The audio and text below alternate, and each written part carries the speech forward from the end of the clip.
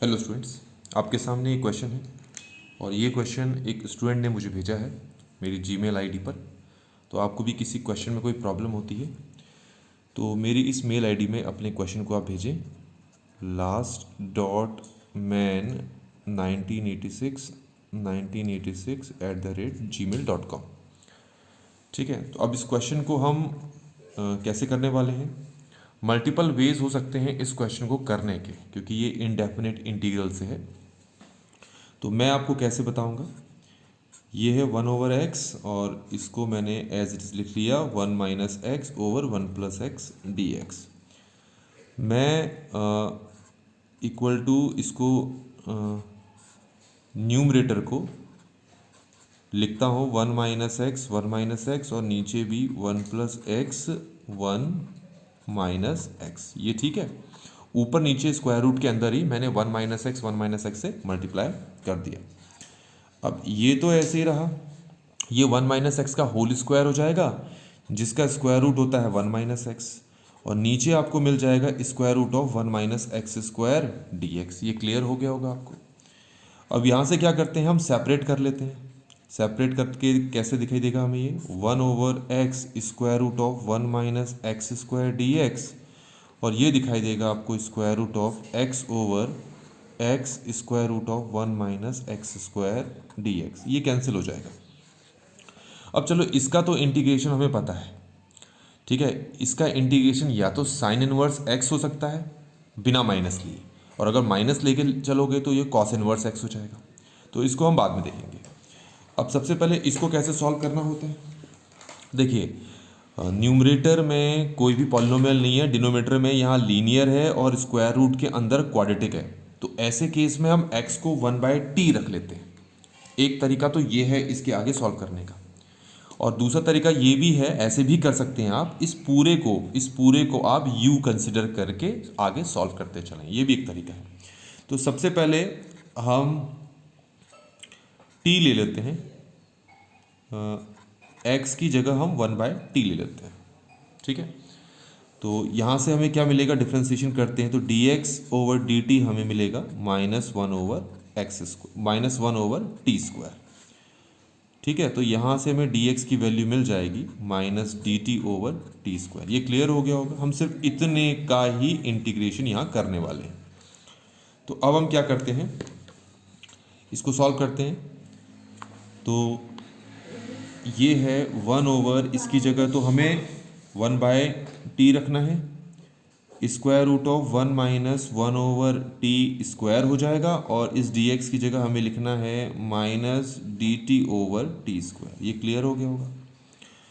अब इसको अगर मैं सिंप्लीफाई करूं तो मुझे कुछ ऐसा मिलने वाला है, ऊपर t² मिलेगा, नीचे स्क्वायर रूट ऑफ t² -1 मिलेगा, और यहाँ पर -dt/t² है, ये कैंसिल हो जाएगा। और हमें यहाँ पर मिल चुका है 1/स्क्वायर रूट ऑफ t² -1 dt, और बाहर माइनस है। अब इसके बाद क्या करना है, अब हमारे पास एक फॉर्मूला होता है, वो क्या है, square root of x² -a² dx। ये होता है log x plus square root of x² -a² plus c। तो इसको अप्लाई करेंगे, यहाँ पर माइनस बाहर ही रहने देंगे।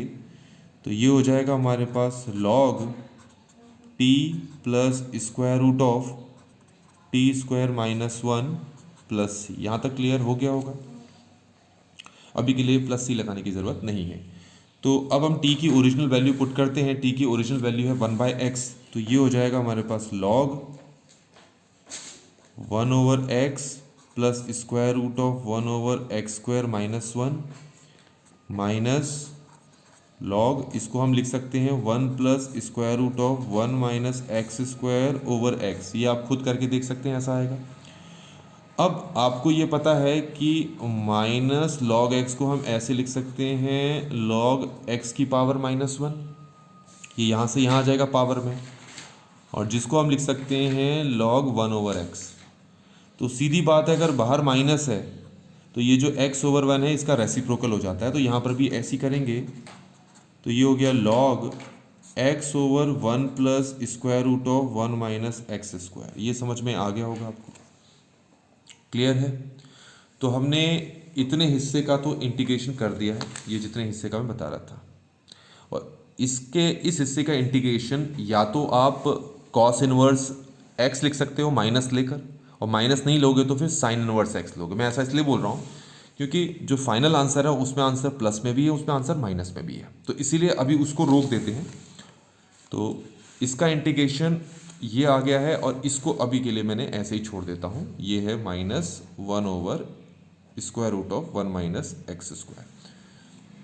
तो अभी के लिए ध्यान रखें, इस पूरे की जगह कॉस इनवर्स एक्स लिख सकते हैं या फिर माइनस साइन इनवर्स एक्स लिख सकते हैं। ठीक हो गया? तो दोनों में से कुछ भी हो सकता है, तो दोनों को ही हम होल्ड पे रख लेते हैं।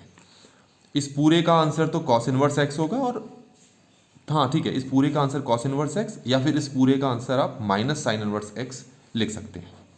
ठीक हो गया? चलिए, अब हमें वैल्यू किसकी फाइंड करनी है? g1/2 की। तो अब आप क्या करें, 1/2 पुट करें। सबसे पहले यहाँ पुट करते हैं, यहाँ पुट करेंगे तो क्या आंसर आएगा वो भी देख लेंगे। तो ये तो हो गया 1/2, ये 1 प्लस यहाँ 1/2 पुट करेंगे तो 1/2 हो जाएगा 1/4। सॉल्व करेंगे तो ये आ जाएगा √3/2, ये समझ में आ गया होगा।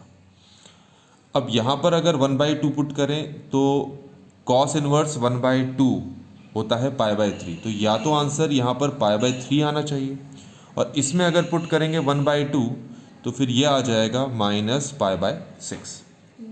ये समझ में आ रहा होगा। तो क्योंकि आंसर में -π/6 भी आ रहा है और प्लस π/3 भी आ रहा है, तो इसीलिए अब चेक कर लेते हैं आगे। तो सिर्फ इसको हम सॉल्व करके देखेंगे क्या आता है।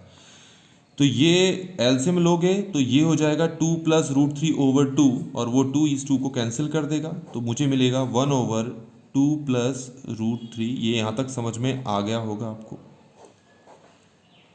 अब प्लस आपके पास π/3 भी आ सकता है, या फिर -π/6 आ सकता है।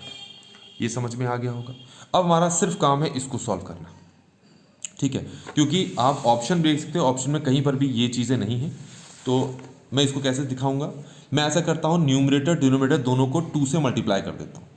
तो इसको अगर 2 से कर दूँ तो ये तो 2 हो जाएगा, ये कितना हो जाएगा, ये 4 हो जाएगा, और यहाँ पर ये 2 आएगा। ये समझ में आ गया होगा आपको।